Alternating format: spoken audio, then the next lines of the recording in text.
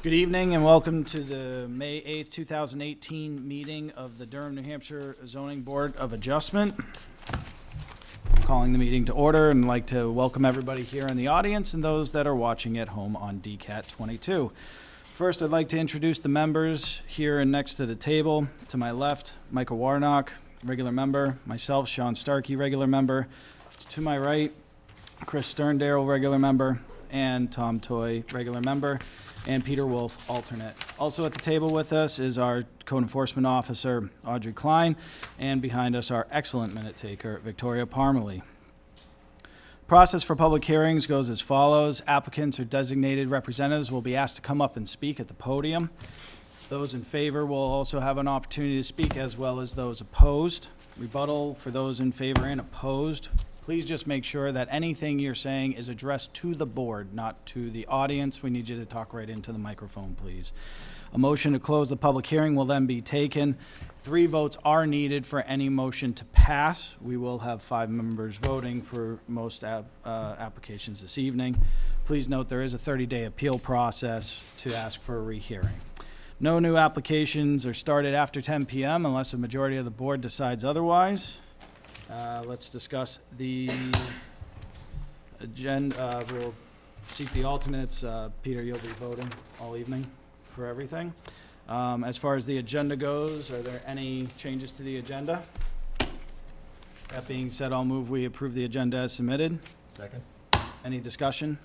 All those in favor of approving the agenda as submitted say aye. Aye. Once a year, we have to do our election of officers, so we have to start with that. I'm going to start by nominating Chris Sterndale as chair. Second. We have a second. Any discussion? Great choice. All those in favor of making Chris Sterndale the chair say aye. Aye. Congratulations. Yeah, thank you. Your meeting. That was quick. It's your meeting. See you later. I wasn't leaving. All right, Vice Chair, any thoughts? I'll nominate Tom Toy for vice chair. I'll go second on that. What do you think? I'm fine with it. All right. Any other nominations? Discussions? All in favor of Tom as Vice Chair, say aye. Aye. Aye. Congratulations. Thank you. Congratulations. We need a secretary.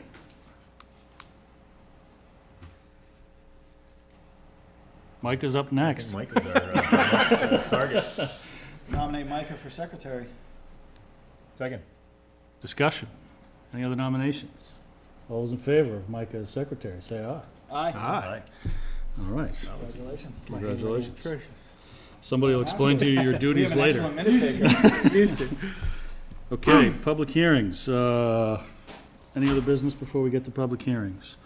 Item A is a continuation from last month. Do you want to recuse yourself? I will. Okay.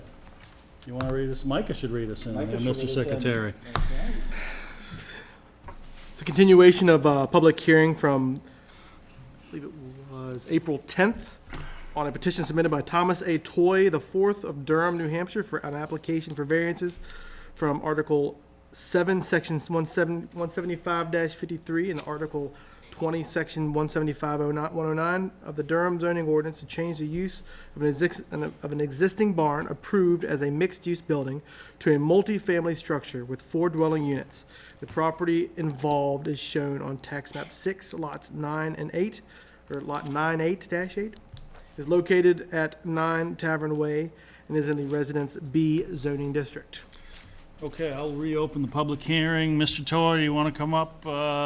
We left off last month having reviewed the project criteria and had one open legal question that we wanted to discuss, which was how do we deal with all the prior variances that have been granted to this property, and we wanted to see if it was possible for the applicant to surrender or abandon those past approvals. We got an answer from our attorney, which is essentially there is no reason that the ZBA can't grant a new variance contingent upon the abandonment of past approvals. There's no real format for that, but we can make it happen. Anything new on your part? Anything that you want to contribute in the public hearing context on that Nothing question? new. I'm agreeable with that approach. Okay. I don't believe we had any other subjects to discuss on that. Does anybody want to raise anything else? Yes. Yes. How do you abandon the old variances? So, if I can, just because it's here, Laura Spector had emailed the board and said that we can grant the new variance contingent on the abandonment of past approvals But how do you abandon them? by stating in the approval that. Okay, approval that's that all we we're- need, that he that's all we is- need to do. That's That was what, my question. that's what she says, so We could, I'll go with it. we could belt and suspenders the whole thing by having him Right. sign something. I would but- like, I would like that also. Okay. So, perhaps we have the applicant draft something that says that he's abandoning past approvals for variances and make that a contingency of approval, that he signs something like that? Yep. Is that Sure. amenable? My only concern would be timeline, as long as that's something that can happen Right. between myself and Audrey's office prior to Does that make sense to you? issuance Yeah, of the or building you permit. can defer, I mean, I guess I have to sign these now, right? So you can defer that to me, and we can knock that out in a few minutes. Wonderful. That. Okay, anything else? If there's no objection, I'll close the public hearing. Second. Okay, public hearing's closed, thank you. Any further discussion? No. Anyone want to craft a motion? Make a move that the continuing hearing of section A be approved as written with the contingencies that Mr. Toy abandons all prior, is it all prior? All prior variances. Abandon past approvals of variances in regards to use. That would be fair, maybe? What were the other? Well, we've gone back and forth between multifamily, mixed use. Use those but type not of dimension? things. Is that what you're saying? I would say use. I would Yeah. think use. That was our because you- concern. Yeah, there was a that use, yeah, the yeah. concern of the board. Right, right. Okay. And that- so, as written with the contingency upon abandonment of the variances for use. Past approvals for variances of Use. use. I'll second that. Did you get something out of that? I got yours, did you read? Sean? Yeah, he basically added on mine, so yeah, we're good. We have a motion and a second, any discussion? All right, all those in favor of the motion as stated, say aye. Aye. Aye, that's 4-0. Thank you. Welcome back, Mr. Toy. Item B, Item B is public hearing on a petition submitted by Monica F. Kaiser, Huffle, Phoenix, Gormley, and Roberts, PA, Portsmouth, New Hampshire, on behalf of Manisha P. Heiderschnitt, Revocable Trust, Durham, New Hampshire, for an application for appeal of the administrative decision from a February 20, 2018 email from the zoning administrator, Audrey Klein, on the denial of a building permit for a new single-family home. The property involved is shown on tax map 12, lot 1-8, is located at 32 Cedar Point Road, and is in the Residence C zoning district. all right, just quick one for the board. This is an appeal of administrative decision, not a variance, which is what we spend most of our time on. We don't have criteria like we do for variance. We just have a decision to make whether to uphold the decision of the code enforcement officer or not. We don't see many of these. I think what I'd like to do is hear from the applicant. We've heard from the code enforcement officer in writing, give her an opportunity to weigh in on anything, and then discuss amongst ourselves. All right, Mr. Phoenix, welcome. Mr. Chairman, members of the board, hi Audrey. She helped me out in Stratham's. I'm Tim Phoenix from Hopeful Phoenix, Gormley and Roberts in Portsmouth. I'm here tonight with Ben and Manisha Heiderscheit, who are behind me. They're the property owners. Steve Riker from Ambit Engineering is here. He's done the technical work. And Julie McDonald from DeStefano Architects has done the architectural work. I'd like to try to make this easy. What I usually do in these circumstances where there's an administrative appeal is ask that the board actually put that second, because if the variances are granted, I don't need the administrative appeal. And so what I would do is if you granted the variances, then I say, please continue the administrative appeal for a month while my appeal period runs. And then if it runs, I withdraw the administrative appeal and I've got the variances and go forward.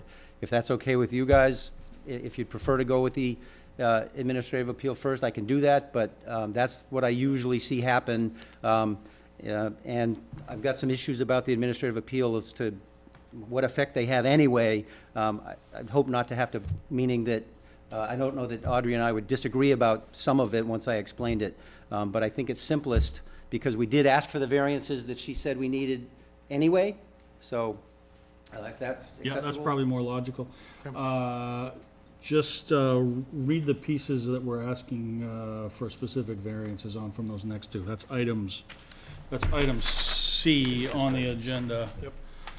Just so we're all clear, and then Yep. Tim, you can keep going. Should we Yep. continue the public hearing, though, first of the appeal? Sure. Any objection? All right, we'll continue that and proceed to item C. Okay, so item C is an application for variance from section 9, section 175, 30D3, C and D, and article 7, section 175, 54, to demolish the current structure on the property and replace it with a new single-family home of greater square footage and building footprint than allowed, and also within the front and side setbacks. The property involved is shown as tax map 12-1-8 and is located at 32 Cedar Point Road, located in the Residence C zoning district. Okay, thank you. Go ahead, Tim. Thank you very much for doing it this way. I appreciate it. Same cast of characters here for this one. I'm going to make a very brief overview, and then I'm going to turn it over to Steve Riker to go into some detail about the technical aspects. Julie's here and the Heidershites are here to answer any questions that we can. But what we have, this is the existing conditions plan. It's part of your package. We have this 11,794 square foot lot. There's an 1,886 square foot building coverage on it, which is 16%. There's 4,023 of total lot coverage, which is 34.1%. The usable square footage is 1,452 square feet. The Heidershites intend to raise the building, remove the building, and rebuild a new home, which has 2,369 building coverage, which is 20.1%, 3,133 total square footage, which is impervious surface, which is 26.4%, and 3,382 square feet of usable building, which is a 133% increase over existing. And that seems like a lot, but the reason it is because the existing building is from the front, essentially one story, from the back, because it drops down, it looks like two. You've got the one-story garage, the one-story building. They're tearing that down, moving it over a little bit to create some views through where the garage is today, and then putting a second floor on it. That's what's causing the issue. The home is old and functionally and visibly obsolete. It really needs to be removed. I drove down there today, and you can see in photographs that I'm going to give you momentarily that there are, these were all little cottages traditionally from back, I'm guessing back in the 40s or so. Over time, most of them have been removed for full-size houses, especially along the water. There's some smaller ones across, but I don't know the exact sizes of the other ones, but there are some relatively good-sized homes on those small lots. And there have been a number of variances granted for similar relief in the past, including the recent past, that I'll review shortly. We also would like you to know that in addition to the beautiful home, which are in Julie's submissions, they're an exhibit, I think they're exhibit 5 to our submission. There's going to be a new state-of-the-art advanced on-site solution septic system, replacing, I don't even know what's there now. Do we even know? It's probably a cesspool. It's been there for years, but that's going to increase it, improve it environmentally. So the big issue, what it comes down to with the moving of the building, there's some small setback variances, but the big issue is the second floor and its effect. This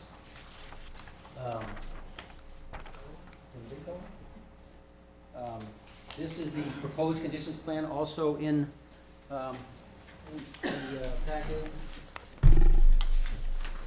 If you wouldn't mind Take one and pass them down. Steve is taking the time to just colorize this, just a little easier to follow, especially from where you guys are sitting. So the full-size colored version is up here in proposed conditions, and we passed around a smaller one. With that, I'll turn it over to Steve and let him explain both what's going on technically and what other things are happening, such as Conservation Commission, conditional use permit with the planning board, et cetera. Thanks, Tim. Good evening. I'm Steve Riker from Ambit Engineering. We prepared the site plans that you have in front of you. I just want to give a brief overview of the proposed project and the lay of the lot, essentially. The lot's bounded to the north by Cedar Point Road. It's bounded to the south by Little Bay.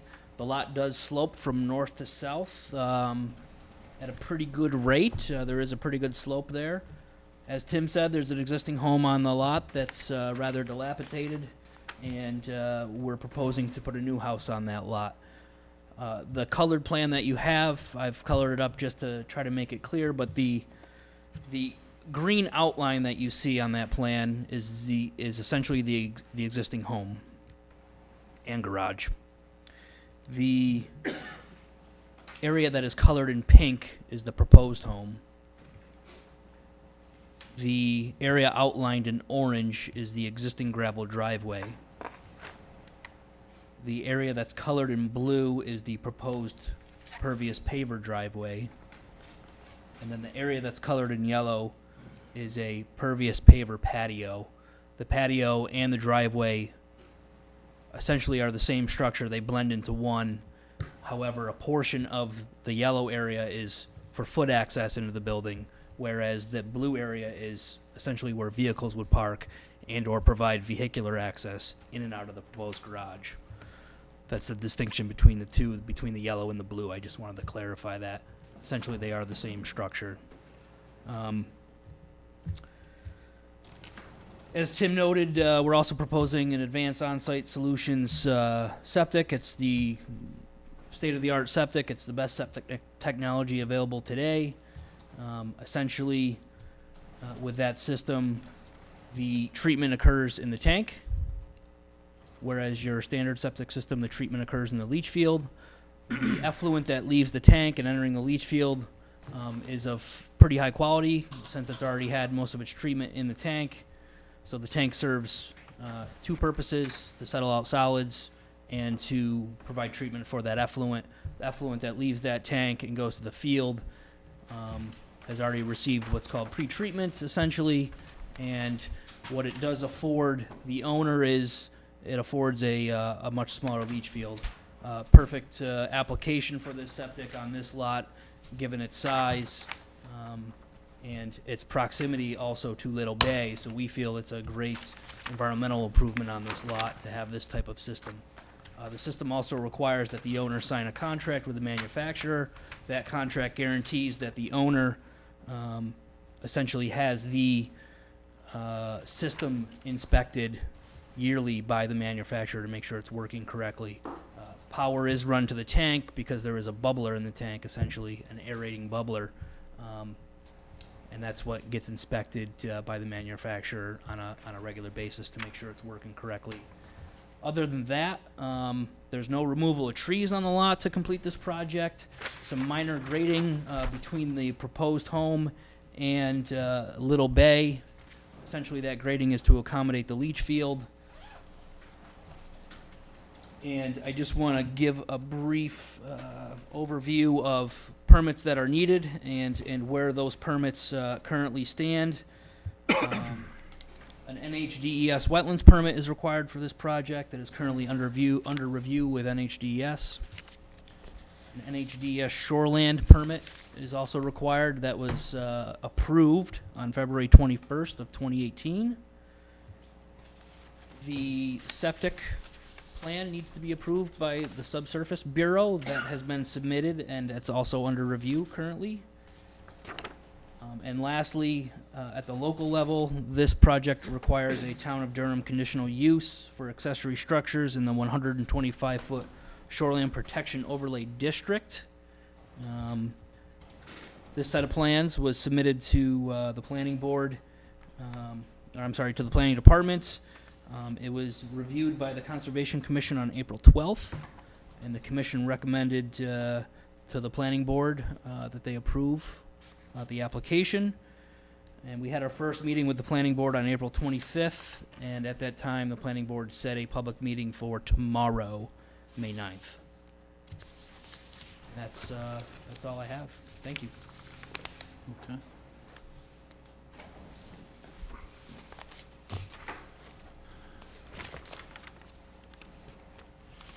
Thanks, Steve. So that's the layout.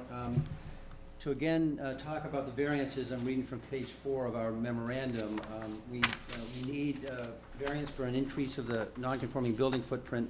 Less than 15% is required. At 16%, we'd be going up to 20.1%. We need front setback relief. We need 30, exists as 20, and we'll be going to 11.5. And the reason for that is because the house has been pushed forward so that the rear of the home is more distant from the water than the existing home. You can see that if you look at the outlines here of the existing home. Since that's gone, everything's moved forward, which created a small front setback requirement. And a lot of the houses on that road, if you can call it a road, are fairly close to the lot line. We need, on the west side, we're going very slightly from 8 feet to 7.6 feet. And again, as I mentioned before, the big one is the increase of usable building space. It's a fairly significant increase, but when you look at the context of the area, I have, well, first of all, this is just photographs of sort of the existing area and then this site, probably too many already. That lets you see the site from a bird's eye view, and you can see the homes around it. There are some fairly large homes. I can't say whether they're larger or smaller than this one, but you can also see the photographs of this particular home and what condition or lack of condition it is in. I'd also point out that for building and lot coverage purposes, the reasons for those limitations are for adequate air, light, space, stormwater treatment, etc. So the building coverage is important, but most boards that I'm before feel that the overall coverage is much more important, because if you have a small house and everything else is covered with pavement, that's a worse situation than a larger house with less pavement. So these overall changes are reducing the overall coverage on the lot from 34.1% to 26.4%. So a relatively noticeable difference in overall coverage. Obviously, no variance is required for that, but I think it's an important point.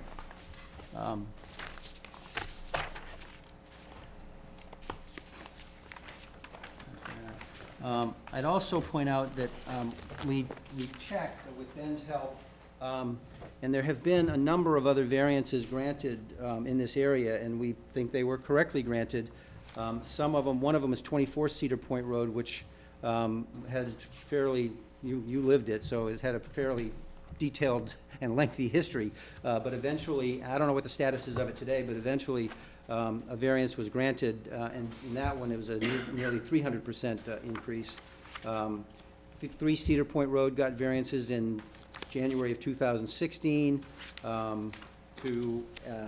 an over 100% increase in volume. 15 and 16 Cedar Point Road got similar variances in 15.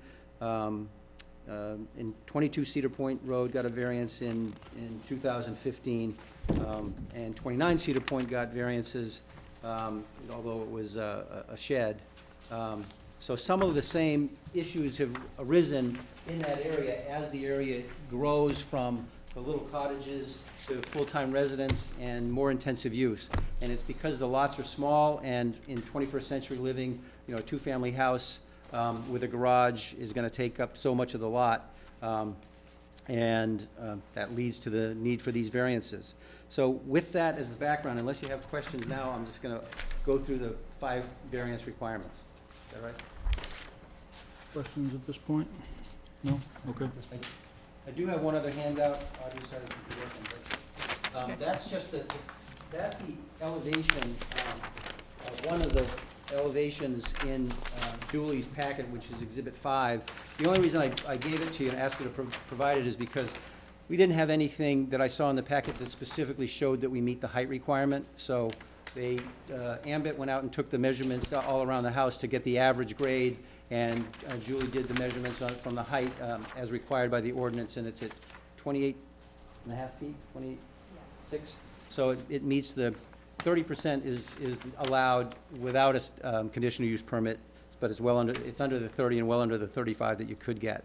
With that said, the variances, the first two are, the variances are not contrary to the public interest and the spirit of the ordinance is observed.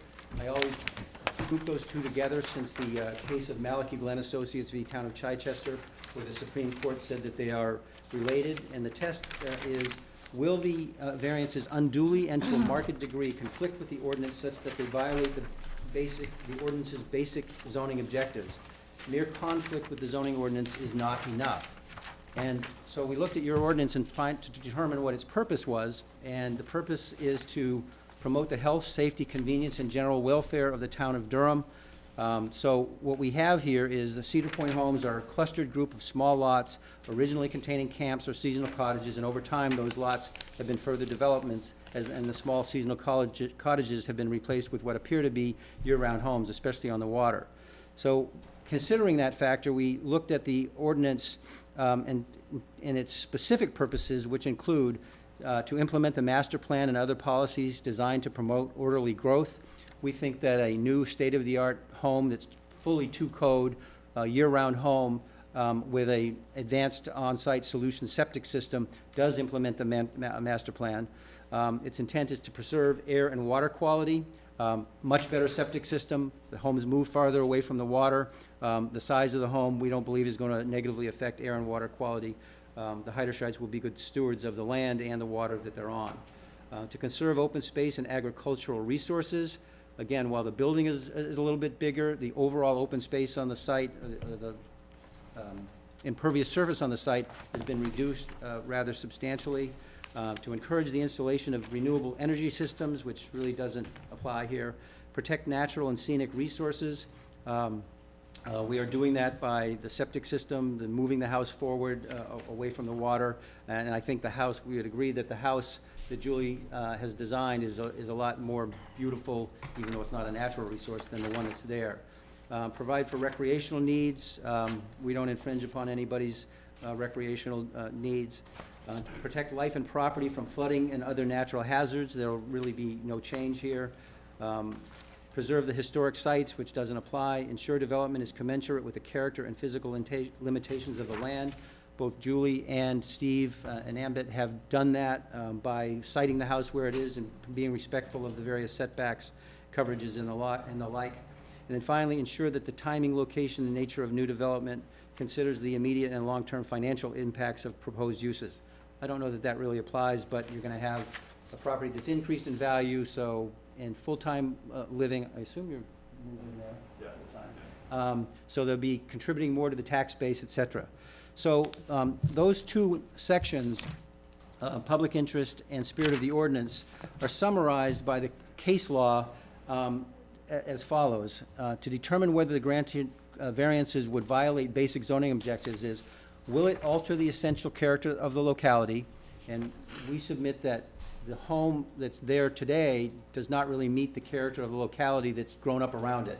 That this home will fit much better in the character of the locality as it's been altered over the years.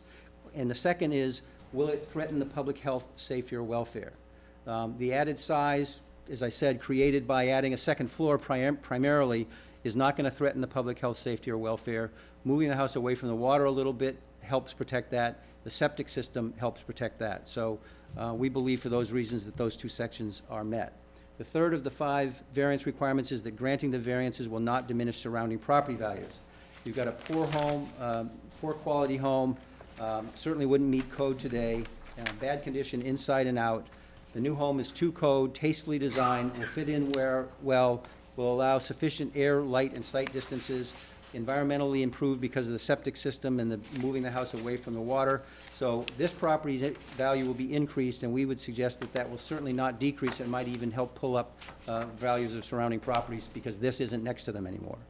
The fourth of the 5 requirements is the hardship. Denial of the variances results in an unnecessary hardship. There's a 3-part test. The first is that special conditions exist that distinguish the property from others in the area. Certainly, there are special conditions.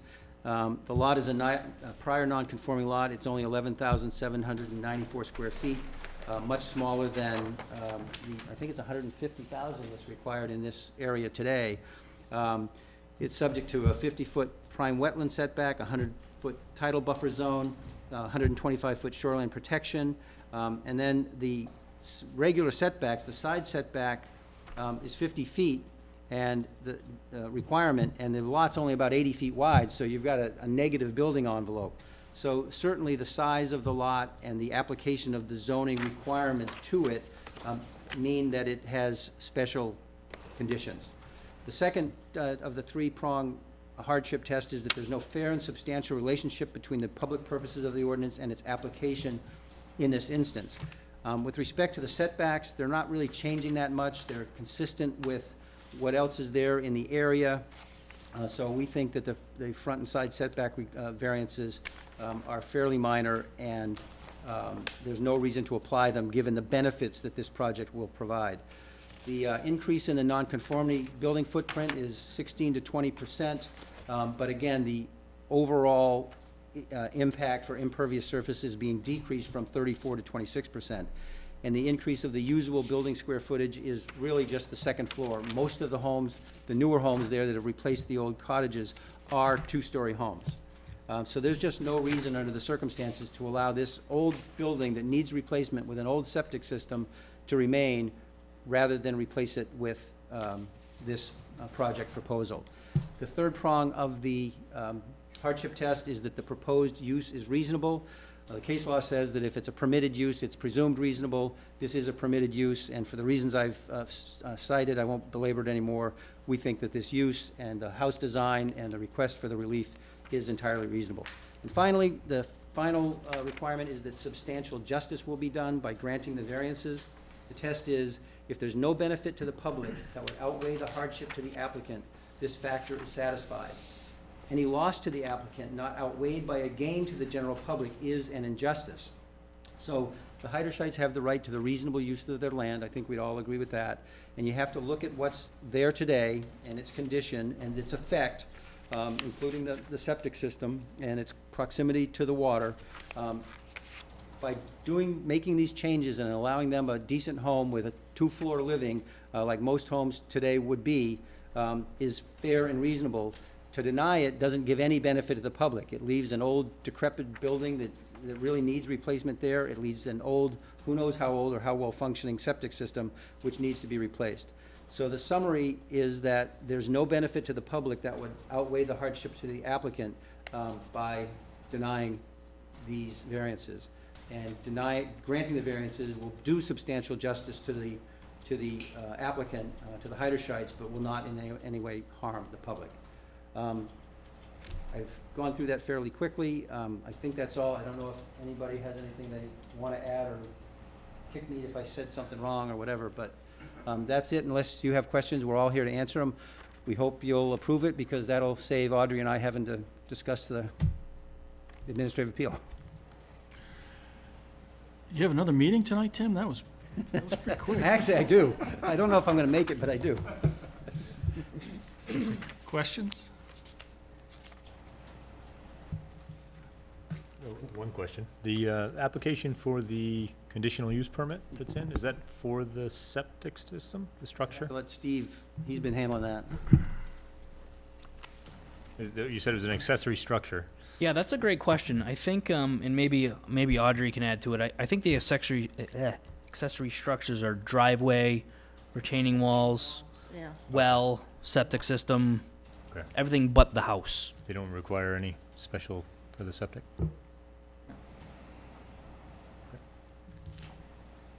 One other thing that I didn't mention is that on one side or the other, there's a shed that's sort of right on the property line. That's going.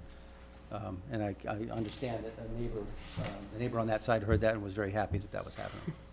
If I can, Any- Bill, I'm sorry, Yeah, go ahead, one Sean. question. Do we get a copy of the application yet to DES for the subsurface approval? I believe we do have, We do have one I in file. did see an application. I just want to make sure Yeah. that there's something on file, because they explained the type of system that's Yes. going in, but we don't have any documentation. Yeah. Okay. Couldn't reasonable relief be granted for this property for a house smaller than 3,400 square feet? Yeah, I suppose you can make the house smaller. That's not what's been designed. They tried to work within the area that they had, and considering the overall coverages, this is the house they wanted. So certainly a smaller house could be designed. Right, Julie? You could physically design a smaller house, but I And think, it could be, it could be a reasonable variance at a smaller size than 3,400 square feet. well, we don't think that the variance that we're asking for now is unreasonable, especially compared to the percentage increases that the board has we think rightfully so, granted is in the fairly recent past. We think the test is not whether something smaller could be built, because it almost always can, but whether this size and this submission, this application, is reasonable under all of the circumstances. And we think when you factor it all in, I won't repeat it all, that we've just gone, this is a reasonable approach. If the house is larger than it could be, it's a fair trade to get the benefits, environmental and otherwise, that are being provided. Yeah, I think yes, we have approved on a percentage basis comparable or perhaps even larger. We played a lot of games with percentage increases on prior applications in this neighborhood. Most of the starting points were considerably smaller than the starting point that we have here. The one that's freshest in my mind is the last one that we did like 6 times, that started out at 700 square feet. You know, starting at 700 and multiplying by 1.5 is obviously much different than starting at 1,400 and multiplying by 1.5, which is what we're talking about here. Yeah, So- and I'm somewhat familiar with that. I've read the case, and I've got the summary here in front of me, and I think that lot is a lot smaller, too. I think that's only Could be, yeah. like a 4,000 square foot lot, so Yeah. you start with a smaller house on a smaller lot, the effect of multiplying the smaller size by 1.5 or whatever is filling up more than the lot arguably than on, I'm not saying this is a large lot, but by comparison, you know, two plus times that amount. Yeah. So your ordinance is, is, in my experience in the greater Seacoast, that percentage increase from what's there, I think it's a really good idea, because it respects what somebody already has, and respects the fact that people aren't building today what they would have built in the 40s.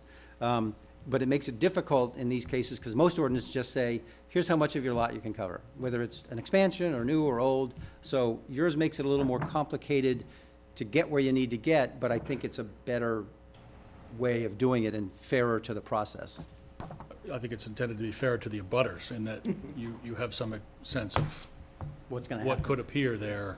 And we've talked about this neighborhood. Yeah, many times.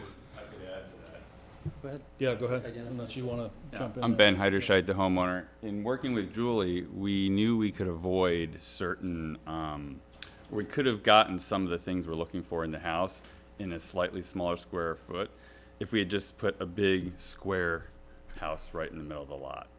And that was just going to look much worse. We thought it was going to block the views worse than a lot of our neighbors. We're moving the garage right now, which is in front of kind of a neighbor's, to in front of a street that comes down. So we figured that's going to make it more open when neighbors go up and down the street. So this was actually part of a design requirement to Julie to keep it in a long, narrow structure, which led to some increase of hallways upstairs, a closet that we don't need it nearly as big as it needs to be, but we're kind of like, what do we do? But we're trying to keep it in a narrow footprint. We have the upper floors, actually, we tried to get it narrower than just going straight up, which with just a big square chunk in the middle with a porch or something we could have done differently. So we thought this aesthetic was actually better for the neighborhood overall, although we probably could have squeezed out some square feet by just designing just a big square builder box. so to speak, so, that's all I. Yeah, that may present as less massive than that. What is Yeah. that, western face that, Distribution seems to be better than just a box in the middle of a lot. Yeah. Architectural pleasantment. I mean, if you took the existing building, my numbers are right, which is, roughly 1,500 of usable, and you just put a second floor, you're at 3,000, this is a little over that, but, Right. you're there, and that's what causes it, is a second floor living. What is the square footage that you were calling the original house?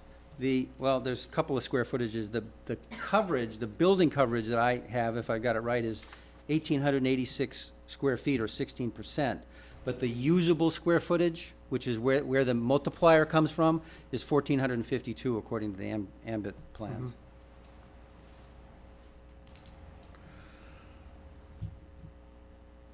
Anything else? do we have anything else for Mr. Phoenix? I don't believe so. Thanks. Sure. Audrey, anything in our calculations here that's impacted by the disagreement over how we define things in the, do you want to comment on any piece of that? I think I laid it out in, Without getting into the appeal of your decision, is there anything about that Oh, that would impact the math that we're looking at here? Or anything about what that would impact the math? what we're calling usable space, for example? Well, that is the issue. Yeah, so this is all based upon the top two floors of whatever this is our 3,000 square feet. There's This a variance basement. is based upon those numbers, yes. Right, so the basement that we may or may not have a disagreement about is additional space beyond that, Correct, right? Just so we're all on the same page of what we're talking about, okay. that's right. Okay, I'll open it up to anybody else who'd like to speak in favor of the application. Anyone, yeah, come on up, identify yourself.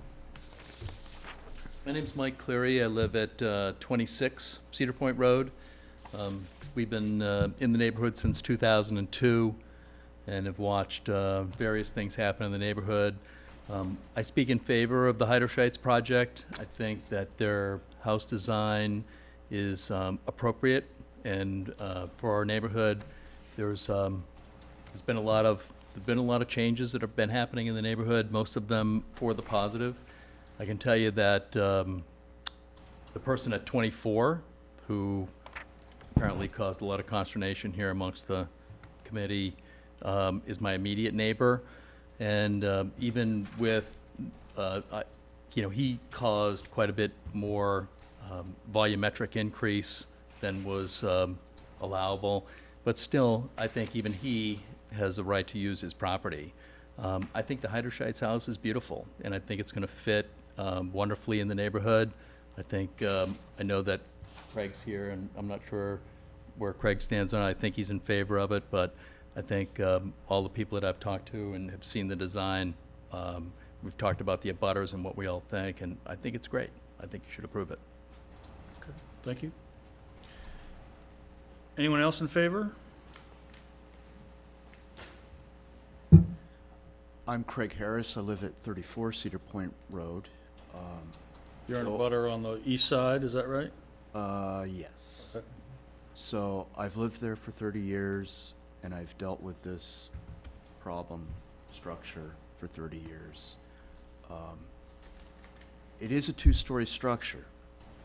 However, that second story where they raised several children, you can't stand up in that second story.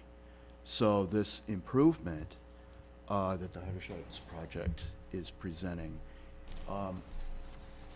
it does several things. It cleans up this troubled property, but it also makes it a usable property now. So I am for this, the project. Thank you. Anyone else in favor? Anyone else who'd like to speak against the variance? Seeing none, the applicant have any closing words before we close the public hearing? Unless My team here has any, I don't see any. Unless you have further questions, no, We may open it back up again, but if there's no objection, I will close the public hearing. Second. Discussion. The mathematics, based upon the previous ones we felt are correct. It's, that's not saying the difference though is, it's modesty. The last one, with 24 Cedar Point, was that the correct that we heard? That's correct. That, the house he was proposing an 1,890 square foot structure. This is a 3,400 square foot structure. Torn. It meets the criteria. Do you want to close the public hearing? I did. Oh, you did? We voted? No, I don't think you need to. Oh, okay. To the sheer size, I don't know, it's these are hard ones. It's almost like, I guess we have to handle this one, but then boot it back to the board, say, look, you gotta fix this, so we can't, variance after variance after variance after variance for these houses. We gotta look at what's going on and readdress it. But, it's mathematically, it's no different from the other ones that we've looked at. But sheer size and magnitude, it's, It's mass, that's the concern. yeah, they average house size modern day is 2,200 square feet. This is 3,400. Large. My comment goes with what I said when we approved 24. And we had a discussion, Mike Hoffman and I did, that if this were the first application for a variance in Cedar Point, I would feel differently than I feel now. I think the neighborhood has changed, and this just is solidification of the changes in the neighborhood. So the increase in volume, when looked at the increase of volume in the neighborhood, it's really appropriate for the rest of the houses there. If all the houses were, this was the first one, and we're looking at the smaller camps and smaller houses there, I'd have a different opinion. But given where the community has gone, I have no problem with the increase in volume. I think they did a good job explaining the 5 criteria. I would say as a volume issue, it's going to continue to come up. I think this should still go to the planning board for discussion of rezoning the area. This is a different neighborhood than it was just 5 years ago. And Where does size stop? It's 1,800, 3,200, 5,500. it's not unlike some of the other ones that have been Right. approved. I don't think this is, gonna dwarf anything that has been approved previously. I think it fits with the new character of the neighborhood, like Peter was saying. I think they laid out the 5 criteria exactly as you would need to, and I think they made good case reference, so. I think they've answered the 5 criteria affirmatively. We don't have any abutters here telling us otherwise on property values. Good. I guess I'd echo Mike's concerns about mass and volume overall. But, Yeah. Fat horses left the barn.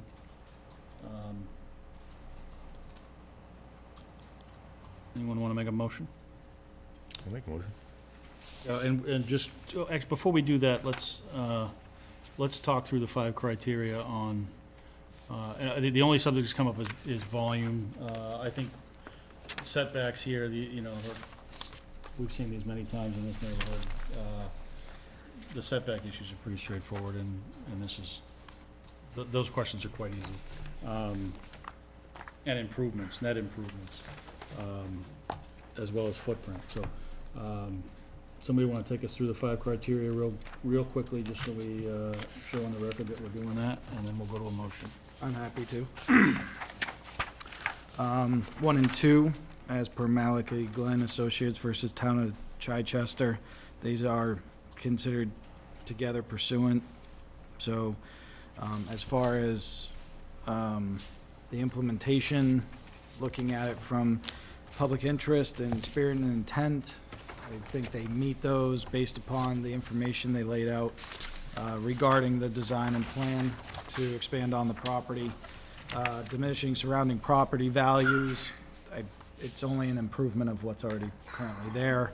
And as far as special conditions, again, I do believe they are correct in the sense that it is a smaller lot and that the sheer smallish size of the lot does make it much more difficult to be able to base something in there, and that they tried to move back away from the water as much as they could, a little bit, but still a little bit is better than nothing at all. So I think that makes the proposed use reasonable. And as far as substantial justice, it would outweigh the hardship of the applicant, I believe, because they would like to replace the existing structure into something more usable. Okay, so they want to turn that into a motion? I will. All right, I move that we accept the petition submitted by Monica F. Kaiser,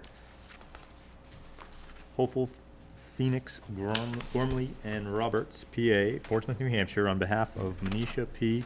Heiderscheit, Revocable Trust, Durham, New Hampshire, for an application for variances from Article 9, Section 175-30D3, C and D, and Article 12, Section 175-54, to demolish the current structure on the property and replace it with a new single-family home of greater square footage and building footprint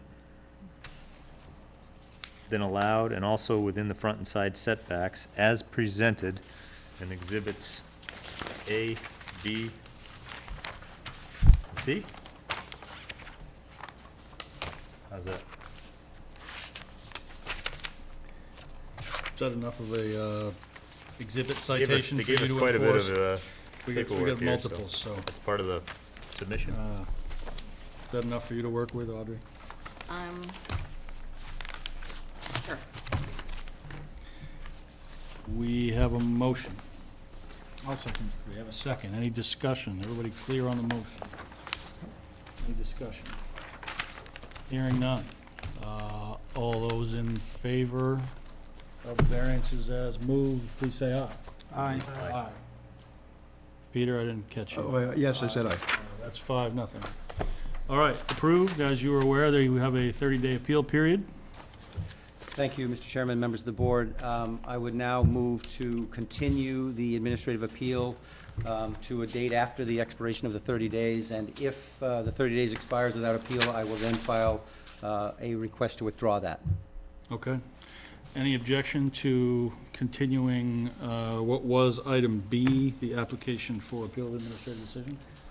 No objection, so ordered. Thank you. Thank you.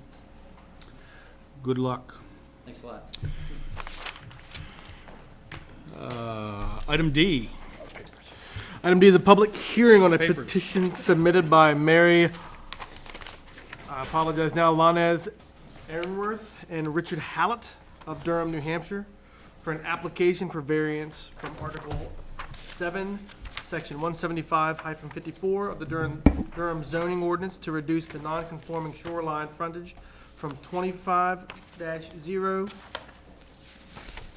increase the non-conforming shoreline frontage for lot 26-0, and create a new non-conforming side setback for lot 25-0. The properties involved are shown here on tax map 12, lots 25 and 26, and are located at 22 Colony Cove Road and 18 Colony Cove Road, respectively, and are in the Residence C zoning district. Hello. Hi, I'm Richard Hallett. My wife Mary was not able to attend tonight. She sends her regrets. I've prepared a quick PowerPoint to orient you to the property and the neighborhood. Approximately 3 years ago, we built a house on 18 Colony. Turn the lights so we can see it easier in the back. Sean, hit those Finding lights, the would you? switch. There you go. Yes. Good. Thank you. Approximately 3 years ago, we built the house at 18 Colony Cove Road to be near Mary's mother, who lived at 22 Colony Cove on the water. And approximately 2 years ago, Mary's mother, my mother-in-law, passed away. And currently, we live at 18, and we can see the neighborhood is sort of characteristic of the past, when the 60s, when Mary's parents bought the property, which was a series of small camps with docks and access to the water. The lots in question here are our house at 26-0 and the property at 25-. TV. What we're proposing is to grant ourselves water access from 18 Colony Cove Road across the lot at 22 Colony Cove Road, so we can put in a dock. Mary grew up at 22 Colony Cove Road with access to the water.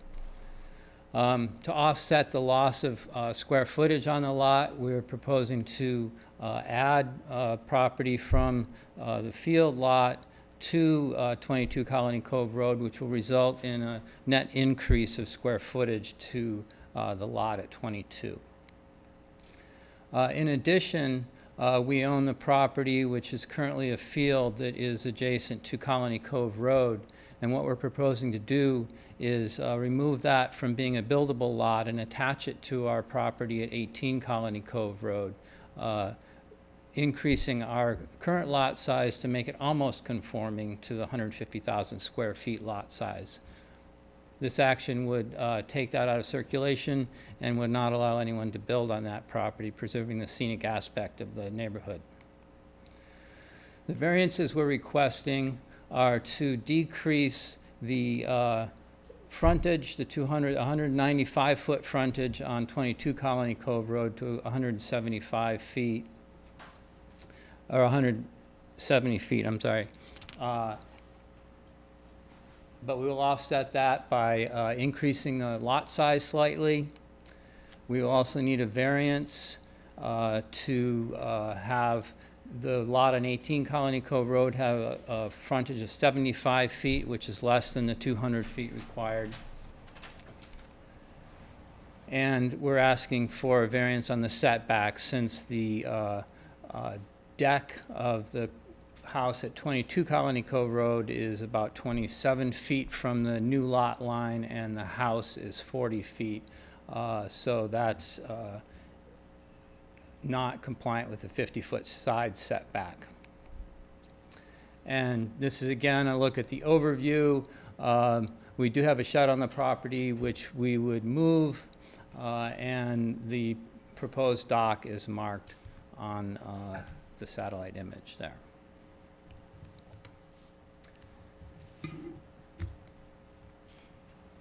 Are there any questions?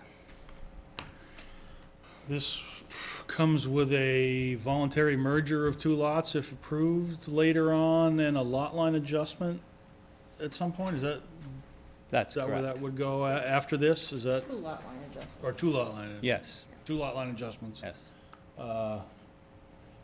And anything with the existing house that's on the water, 22? Getting my lots mixed up. Is anything about this lot size, and this may be a question for anybody, but is there anything about this lot size and shape that impacts the future developability of that older home that exists there? Any concerns there about its septic, have you identified any concerns about that in the future? Your intention is to sell it, I believe, so it's not your problem, but. That's correct.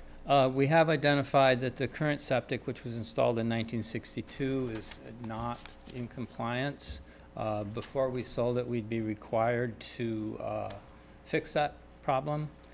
We've located another spot on the property which would be outside of the setbacks for wells and things like that. Okay. And we have a test pit scheduled for Thursday, which I believe Audrey will be at, to look at that.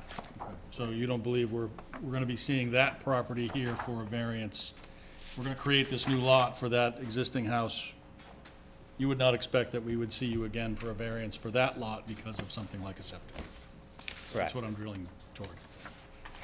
Would you, We discussed that, and it's not anticipated that it would cause that as far as we can tell. okay. Other questions? No? No other questions? Okay, thank you. We'll open it up to anybody else. Anyone else to speak in favor? Anyone opposed? No. I will say that we had several neighbors write in. You're right, thank you. We did hear from, who's got them handy? We got too many sheets of paper tonight. We got some emails that we've all read. We got some copies of emails. Thank you. We heard from Art and Sharon Pierce, Jen Carlson, and William and Cynthia Cooley. All abutters were in the neighborhood and all supportive. So those folks were heard. We did read all those. Thank you for your input. If there's no other public input, and no objection, I will close the public Are hearing. we talking about the variance? Yes. We haven't gone through the criteria. Oh, yeah, you're right. Thank you. You want to run through those for us, Mr. Hallett? Yeah, we don't believe there is a decrease in value of the surrounding properties due to these changes. What we're proposing is it fits in with the character of the neighborhood. In particular, the area that we're talking about adding to the 18 Colony Cove Road property will not be developed. It will have a footpath on it, and we'll put a dock in, and will not change the value. And we don't believe this is contrary to the public interest, especially when considering that we are planning on merging the lots, preserving the scenic value of the field that is along Colony Cove Road. With respect to, I have to say, number 3, I do find confusing.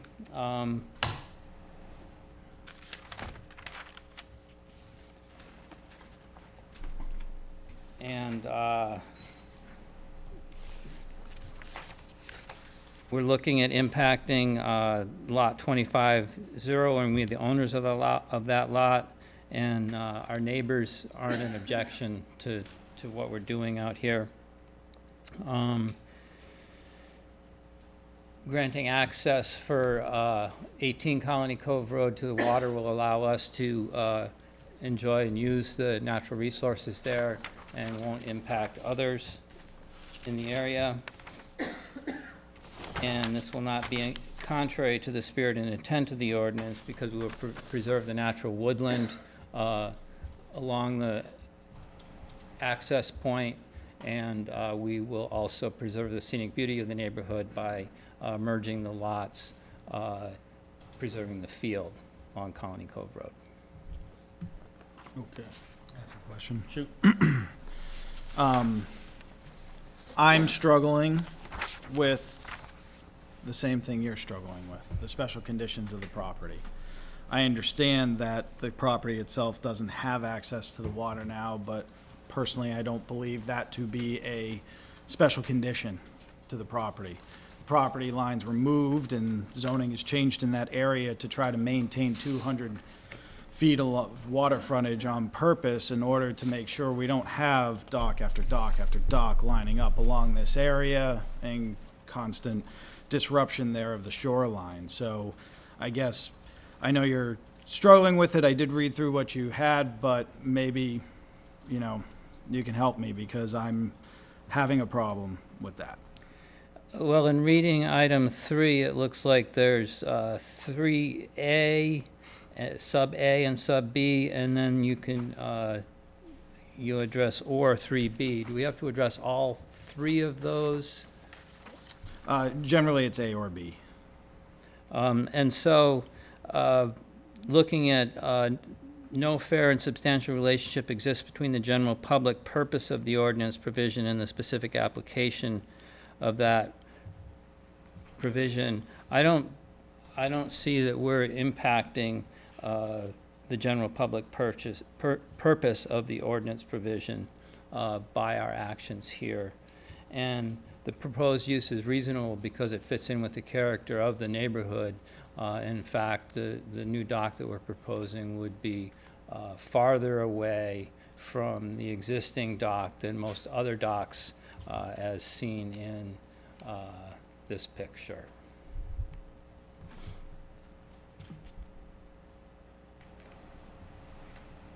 Okay, thank you. Like Sean, I'm still troubled with 3 also. One of the things that you have to meet, you have to show the special conditions of the property that distinguish it from other properties in the area. And I'm not sure how this property is any different from others in the area that requires a variance. Except it doesn't have a dock. The other properties in the area, let's see if I can find the tax map. We can see that especially 18-0 is one example that shows that in the past, actions have been taken to grant that lot access to the water. So I don't think it's really that different from that. And there are others along Great Bay and Little Bay that certainly are shaped like that. 18-1 has access to the water. 18-0. Oh, he said Got this kinda 18-1. light. Zig-zero. Zigzag. It's obvious that they're trying to get to the water. 18-1 doesn't To say the have least. access, though, does it? No, it doesn't. Right. Straight out of Pennsylvania. I know, right? Yeah. Must be a politician drew that one.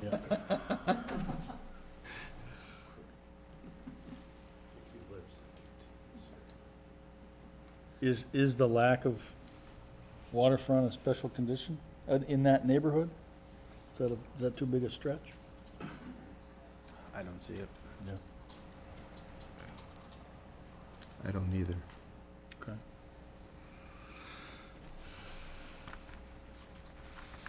Searching. All right, we ready for other comment? I think we already tried that, actually. We already did the other comment. Anyone, okay. Anything else, Mr. Hallett, before we close the public hearing and discuss amongst ourselves? Yeah, I'd just like to point out that we are willing to preserve the field that's in front of the house. We've got some photographs.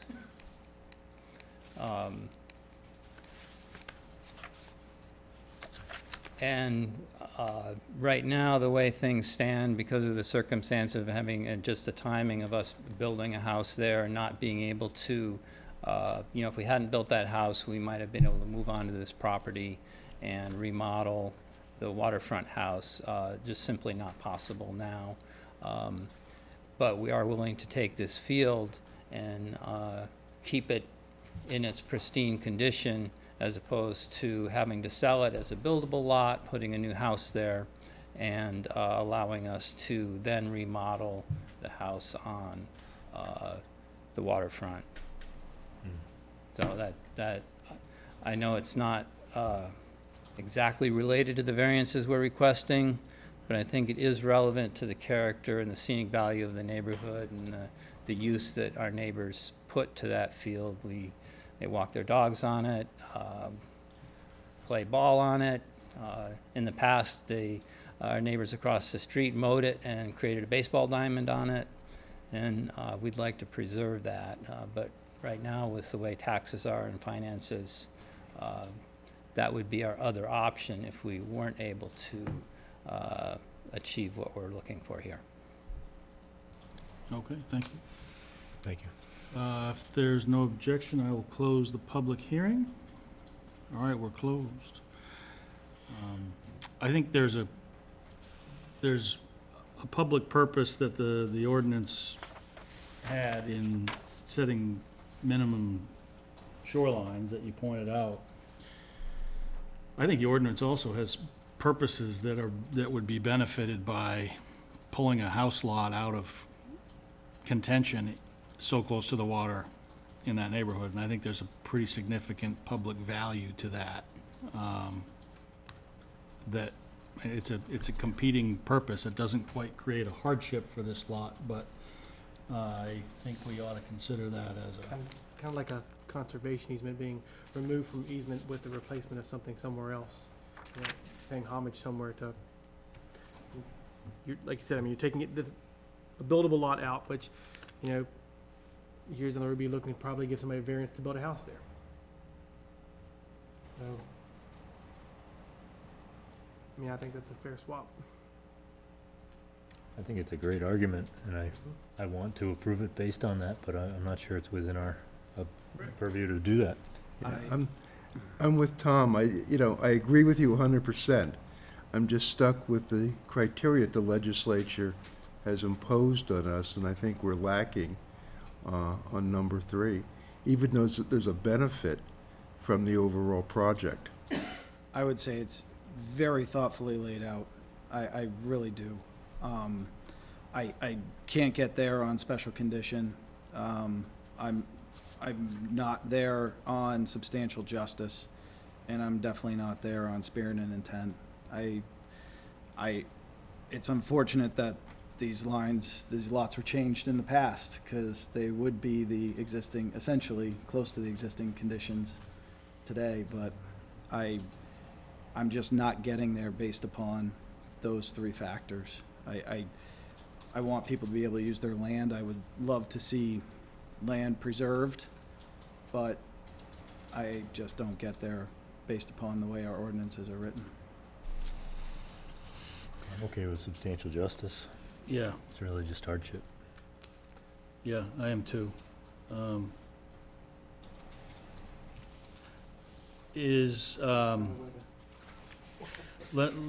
Some of those test questions that I have to stare at my book because I can never remember them all.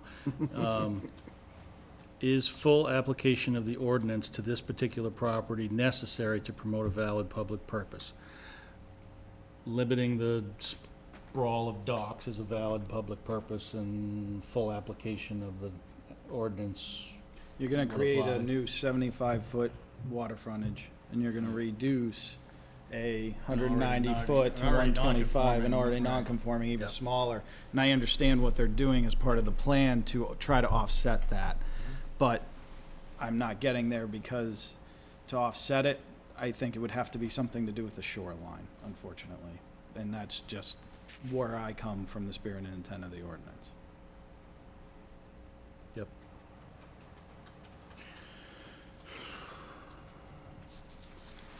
Any other discussion?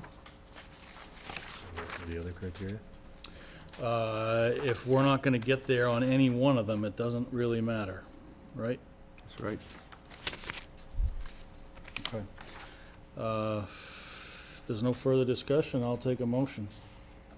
I'll move that we deny the application for variance from Article 12, Section 175-54 of the Durham zoning ordinance to reduce the non-conforming shoreline frontage for Lot 225-0, increase the non-conforming shoreline frontage for Lot 26-0, and create a new non-conforming side setback for Lot 25-0. We I'll have a second. motion and we have a second. Any further discussion? All those in favor of denying the application for variance, please say aye. Aye. Aye. Aye, that's 5. You have a 30-day appeal process. Sorry we couldn't be more helpful. You might consider deeded dock rights somehow in the sale of that property. I don't know.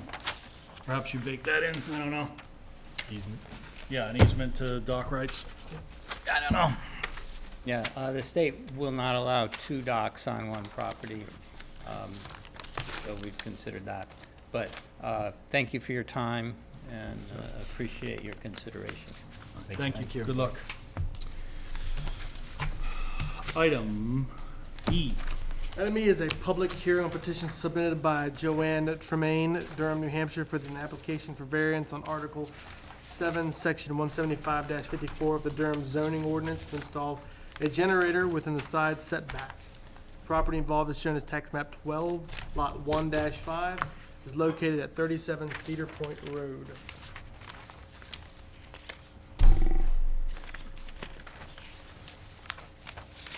Before you start, let me just clarify that some of our written materials spoke to a whole lot of other potential things. Has some of that gone away? Was there anything else under consideration, or stuff about decks and things? Is that?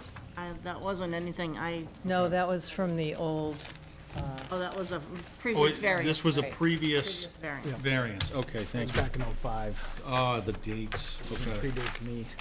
And then second question, is this already in place? The tone of your note was that it was after the fact. Correct. Are we at an unpermitted, or is that not something that was caught in permitting, or not something you would look for in permitting, or what is the, I think it was noticed upon inspection of the trench or something, I don't remember. Can you come up? come on up and, Introduce We yourself don't ask and for us, apparently there's not a site plan My with name is it. John Philbrook, I'm with the generator connection. okay. I'm the person that goes out and does the site review and initially met with Joanne, and so I'm the one that literally suggests where they place generators, and I can go into more detail, but that's who I am and why I'm here. Okay, I'm just trying to get to, why are we doing this after the fact, is really what I'm trying to get to, Audrey. No, I don't remember whether, if I could ask the applicant. Yep. Was a permit pulled? A permit was supposed, and always is before we do something like this. So a generator permit doesn't necessarily kick in a building permit, it's an electrical permit and a gas permit, so there's no site plan Okay, to review. so So we this wasn't discovered its seen non-compliance until until you inspecting. go out to look at the first inspection, and Okay. then it was picked up. Okay, that's understandable, thank you. Shall I pass some photographs of the property and the Sure. generator in place? I'm not sure, there's different points of view here. This is a neighbor just a few doors down with a generator in the front yard, so these are some various You have to give these back to me when you're done looking at them. pictures. This is before the generator. This is after. This is the opposite side of her home. Is that different from the other set? They're all, yes. Okay. They're all, and then this is, the generator is here. That's her direct backyard. This goes along with that, kind of. The generator's on this side of that fence. This is showing her backyard to her closest neighbor. The generator is like here, 150 feet from that house. Another shot of where it's difficult to place the generator and where it ended up. Which she did give up her driveway, kind of to place that, so feeling it was the only spot that we could really place a standby generator. Considerable distances away from any neighbor, things like that. Shame to give up a parking space for that. And there's other sets of these, so, double sets, so please feel free, they're all for you. This is a copy of some of those other ones. Yes, and then some of them are double-sided. I just had I'm on the road all day, the office got them for me, so you can get a good idea. If there was a specific point, I can show you the picture and kind of tell you exactly. Can I ask a question since he's already up here? Certainly. Why'd you pick that side and not the back? Well, when I go to a property, one of the first things I look at is where's the neighbor? And right on every site review form that I go over with the customer has all kinds of information, but on the first page is property line setbacks. Okay, front, rear. Okay, so that information is, I get that from the customer and off of your phone maps here in town and things like that. So we go down through all kinds of information, and then I do a site map on the last page. So one of the first things I look for is where's the propane, the fuel source?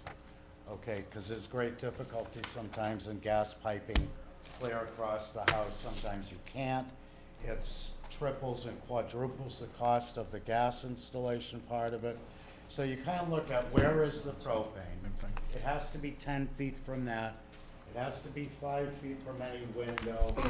We know there's setbacks to streets and homes and rear, and every town is different as far as those setback requirements.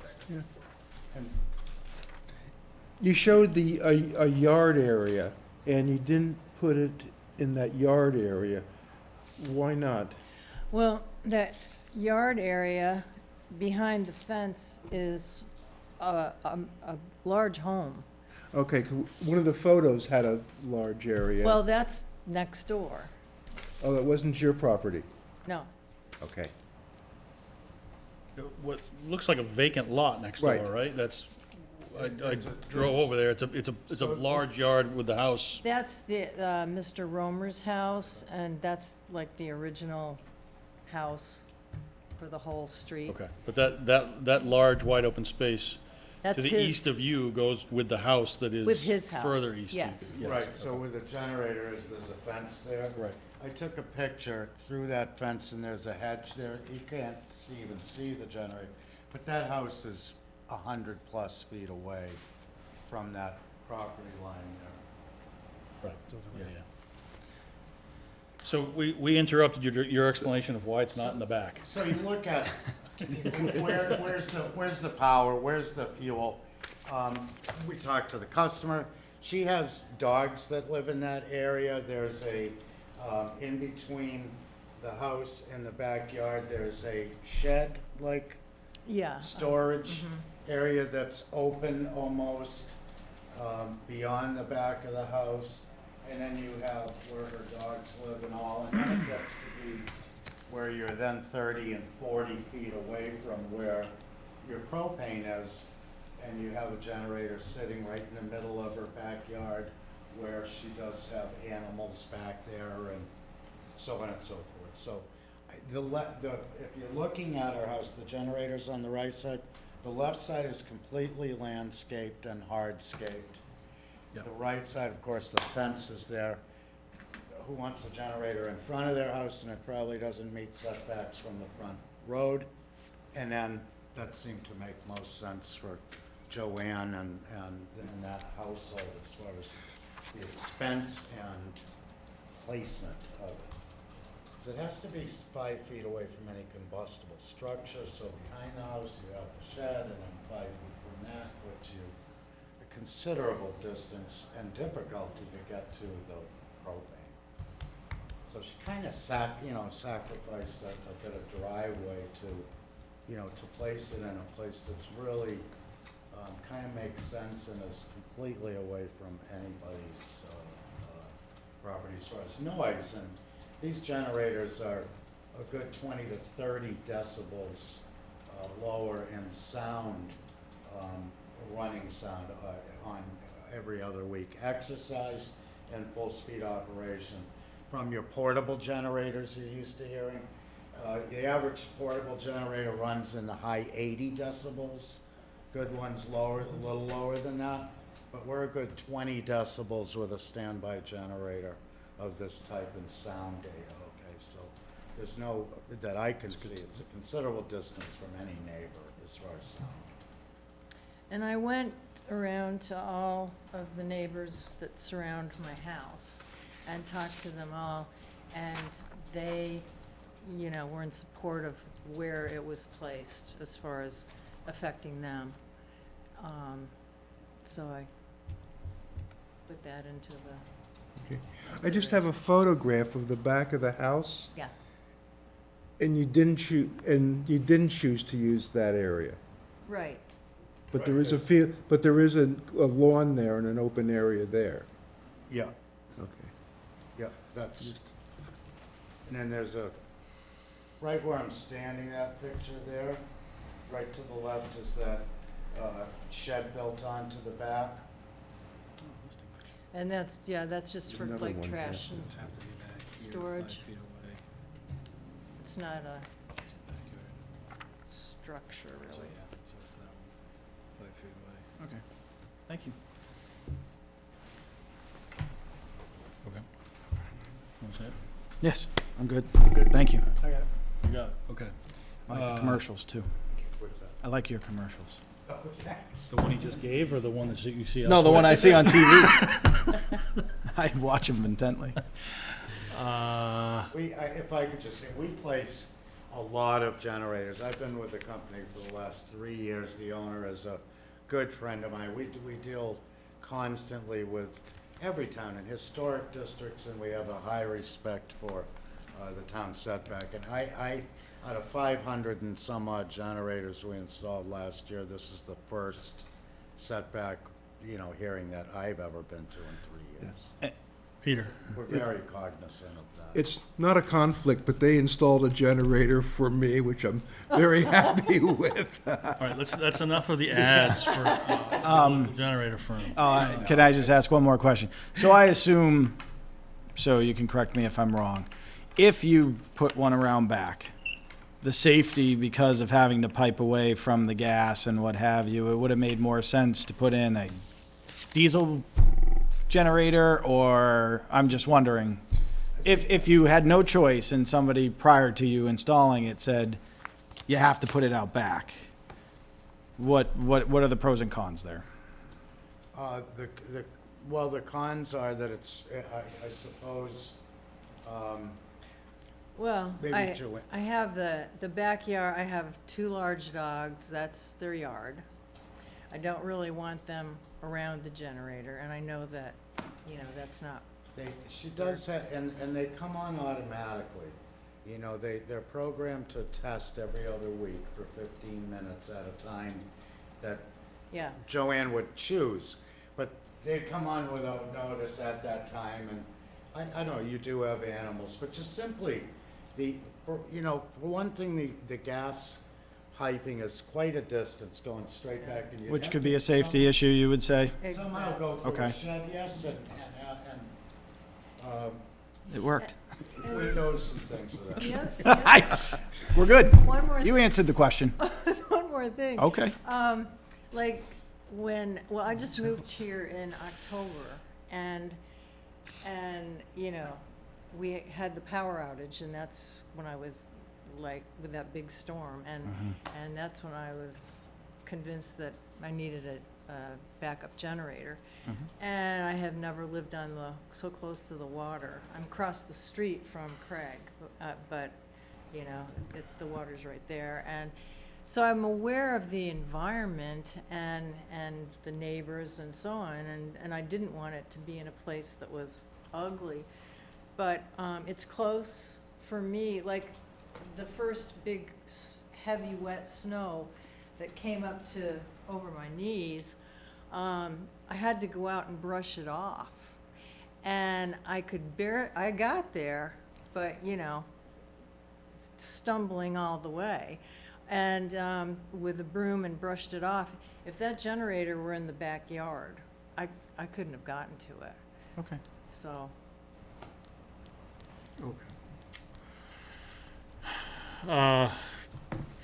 Do we want to talk through the criteria? Do you want the applicant to talk through the criteria, or do we want to just do that ourselves? Have we covered enough territory?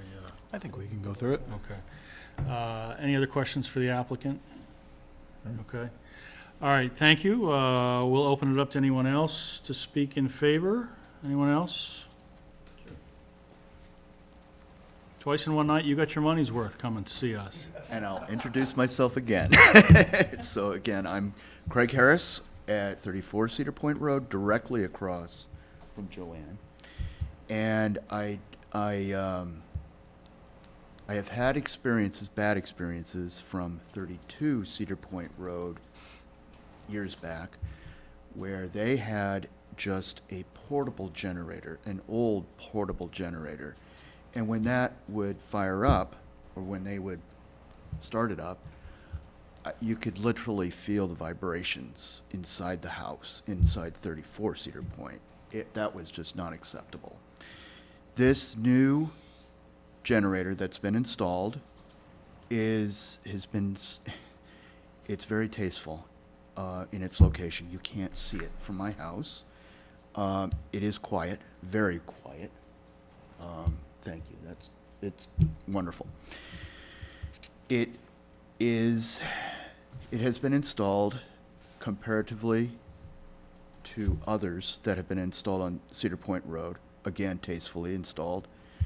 The generator is only used in an emergency or when it's being tested.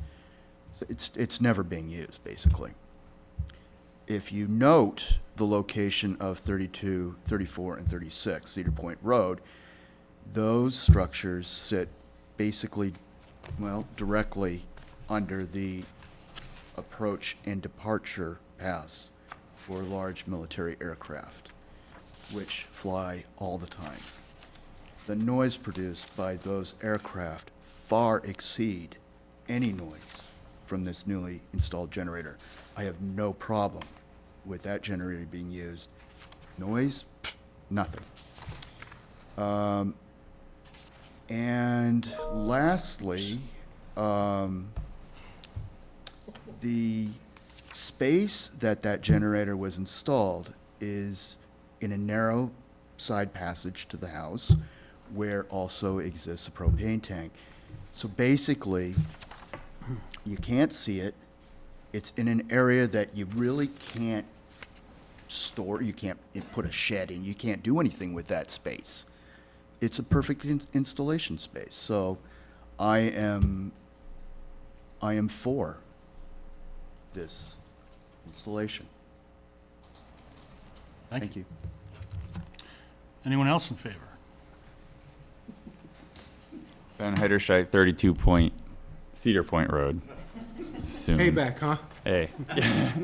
I just noticed that her application was on the same day as mine, so I was out there today and I looked at the generator and I looked at where it is on the plans and I thought it was the absolute best spot to put it given everything else. So I just want to speak in favor of it. I think it was well done. Thank you.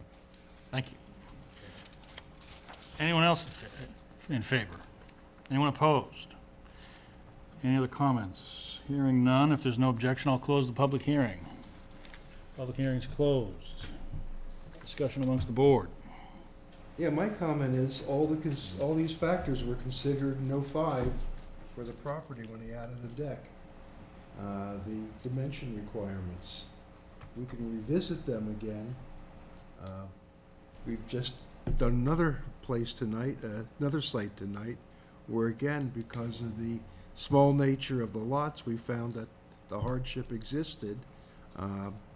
And because of that, we granted one variance, and I think the same logic applies to finding the unique aspect of the lot meets the hardship. We've heard everything else about the spirit of the ordinance indirectly and everything else. I see no problem with granting the variance. I don't understand why it needs to come for variance. Isn't this personal property? It is not, No. but it's not affixed to the pad. The pad is what we'd be approving then, I guess. We would look at it like a structure, It's a structure. generally, because it's It's an permanently appliance. fixed. It's a It's not, structure. it's not But something I that can you put in can. a shed that's 8 by 10 without a permit, and without a variance. So I will tell you this, we had No, a you, thing come across us years ago about a hot tub. Right. And the hot tub was put out What? in Makes a piece of the property out on a deck, or not even decking. It was put out in that area.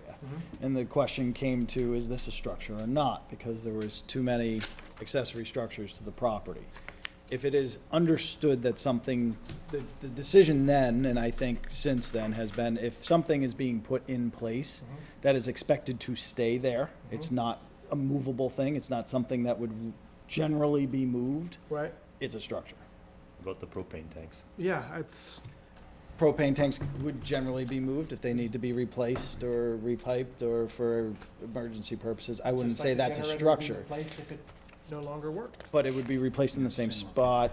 You would actually possibly move a tank. I don't think a tank is, I think tanks are removable.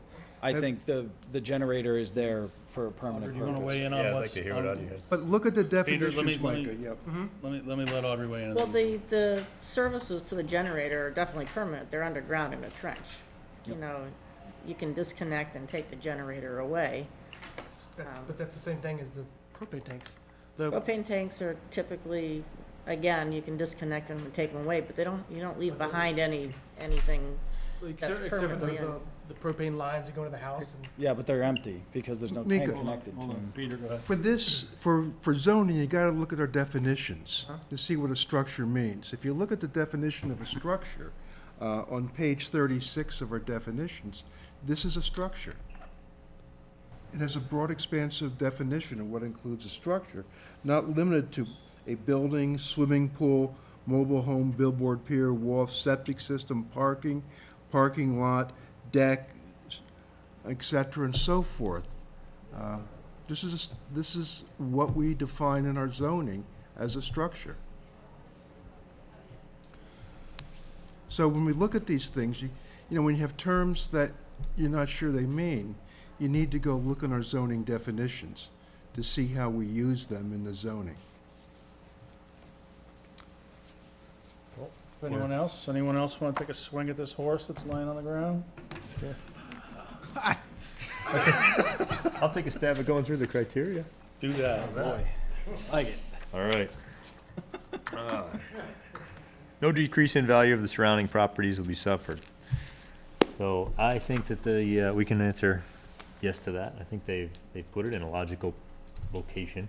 It's out of view from the abutters. We have several abutters who've spoken in favor of it, have seen it. And we've seen pictures that, you know, it makes sense, and the homeowner feels that that's the best place for their use as well. No reason to think that it would negatively impact the values of the surrounding properties. Granting the variance would not be contrary to the public interest. I mean, I think noise would be the only, noise or aesthetics are the only two, you know, considerations, as they might relate to the public interest. And I think the direct account of our abutter,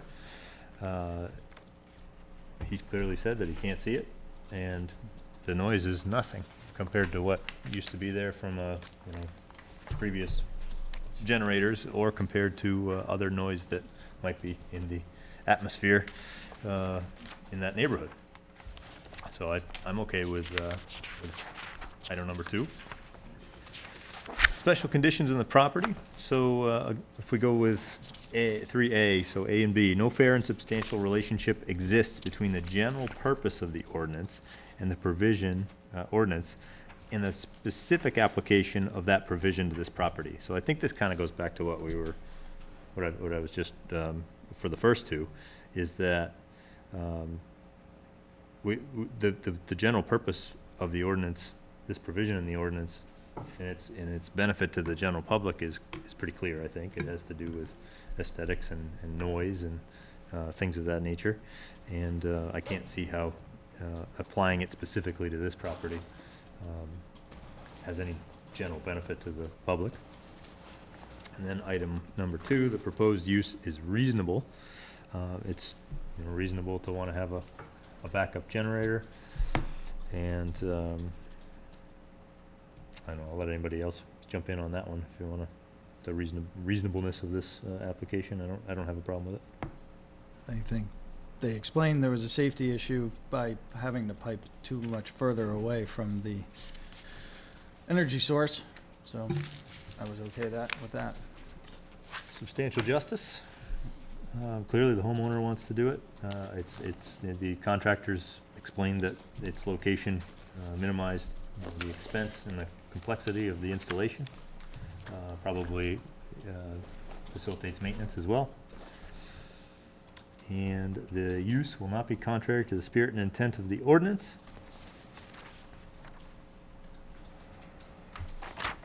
Covered that one already. We did. Anyone else? Need a motion?